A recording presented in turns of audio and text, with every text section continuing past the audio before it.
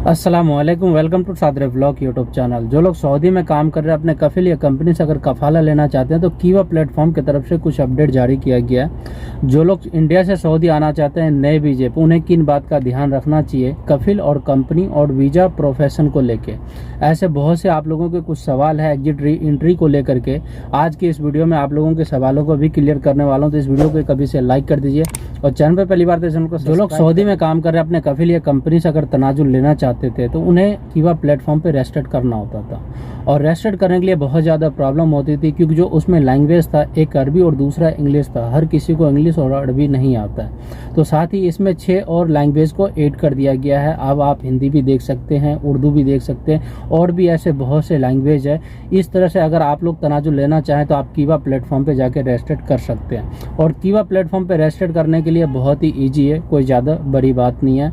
और आप लोगों का ये भी सवाल था कि कीवा प्लेटफॉर्म पे किस तरह रजिस्टर्ड किया जाता है, इसके ऊपर मैं कंप्लीट वीडियो बनाया हूँ, आप प्ले लिस्ट में जाकर के देख सकते हैं। इंडिया से सऊदी जो लोग आना चाहते हैं खास करके इन बात का ध्यान दें कि जिस भी काम के लिए आप जाना चाहते हैं तो जो आपका वीज़ा है उसी प्रोफेशन का होना चाहिए। अगर आपको कोई भी एजेंट कहता है कि ये आपका लेबर का वीज़ा, आप जाके वहाँ ड्राइविंग करेंगे, या आपका ड्राइविंग का वीज़ा, आप जाकर के कुक का काम करेंगे, तो आप लोग ऐसी गलती ना करें, क्योंकि वो आपसे पैसे आधे नहीं ले रहा है, वो आपसे पैसा पूरा ले रहा है। तो आप लीगल तरीके से काम कराएं, अनलीगल तरीके से काम बिल्कुल ही ना कराएं।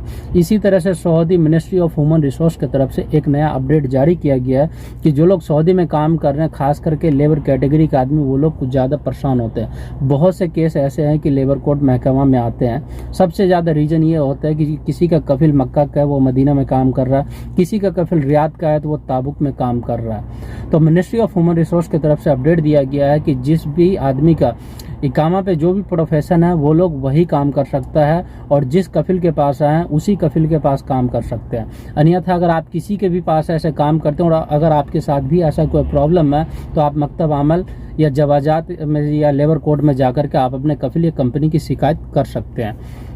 बहुत से भाइयों का सवाल ये भी था कि इंडिया से सऊदी मैं न्यू वीज़ा पे आया हूँ और आने के बाद मुझे कफिल या कंपनी मुझे पसंद नहीं है, बगैर कफिल को बताए मैं किस तरह अपने देश जा सकता हूँ। तो आप बिल्कुल जा सकते हो।